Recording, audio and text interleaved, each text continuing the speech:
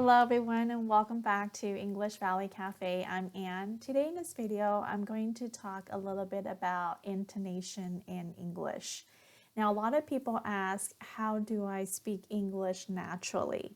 And part of speaking naturally is understanding the intonation pattern in English. Now, I've worked a lot with students that speak Vietnamese, Chinese, Spanish, Russian, German, and what I've noticed is that if you don't have the correct intonation when you're speaking English, you're going to speak English sounding like your native language. So it's important to know the intonation patterns and when your pitch should go up, when it should come down. And also it'll help you to communicate more effectively with others. Now, there are two major intonation patterns in English. The first one is the rising intonation, which the pitch goes up, and then also the falling intonation where the pitch goes down. Now, in this video, we're going to focus on the rising intonation. So when your pitch goes up, and we'll go over different situations where typically your intonation or your pitch will go up. And then next week in another video, we'll talk about the falling intonation. Now, as we go through this video, I would like you to participate, to practice along and say the sentences or the questions out loud as we go through this so that you get a feel for this intonation, for the pitch. All right, so let's get into the video. All right, so we're going to start off with emotions and attitude. In English, it's really common that we use intonation to express our emotions, our attitude. So here we're going to talk about some of the emotions or attitudes that we express using the rising intonation. So first off, we have excitement. When you are excited, your pitch goes up. So for example, did you get the job? Yes. All right, notice I said yes. Say it with me, yes. Did you get the job? Yes. All right, so we're expressing excitement. Yes, I got the job. How about this next one? Could you help me? Sure. Could you help me? Sure. So here I am raising my pitch to let the other person know, yes, I'm happy to help. So could you help me? Sure. How about if you are shocked or you're in disbelief? Let's say your friend says to you, the lunch is free. Really? Really? You're in disbelief, you're shocked. So our pitch will go up. Really? The lunch is free. Your turn. Really? Now, how about this one? If I say water, water, what does this mean? It means that I'm asking you if you want water. So this is one way to show that we're asking a question or we're offering somebody something and asking them if they want it. So we'll raise our intonation here. The pitch will go up.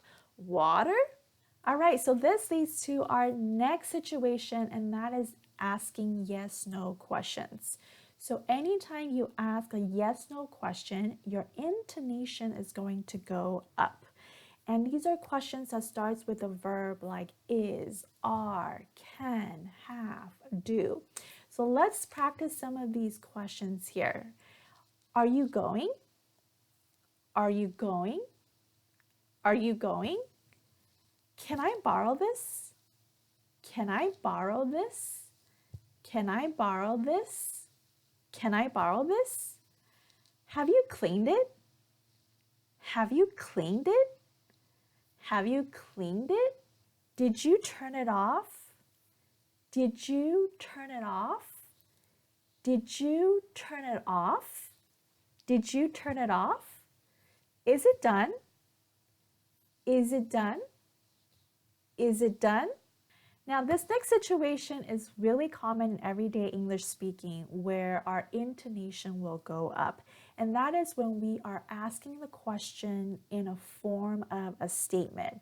And we do this because we want to check, we want to confirm that the information that we received, the information that we got is correct. So let's take a look at some examples here. And I again invite you to say it out loud with me. You're leaving. You're leaving. So if you're not sure if somebody's leaving, you might ask them, you're leaving? You're leaving? You finish reading the book? You finish reading the book? You finish reading the book? You live in California?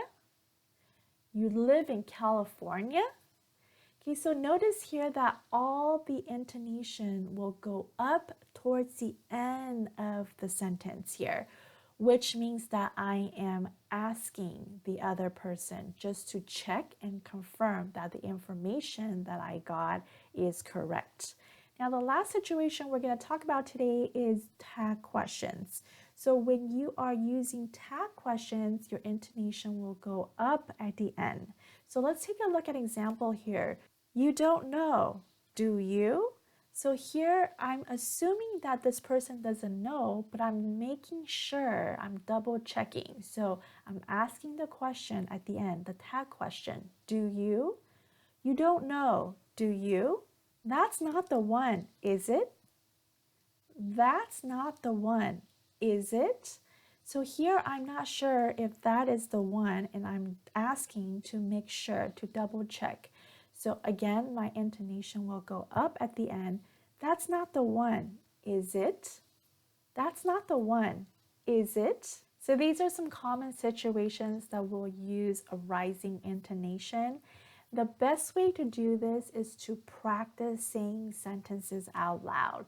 So I invite you to write down some sentences of your own related to your personal experience and try to say the sentence out loud to yourself. So write down some words that show excitement or disbelief, doubt, or just some questions like yes/no questions, tag questions, or even statements to confirm or double check something, and trying to practice that yourself by saying it out loud to get a feel for this rising intonation.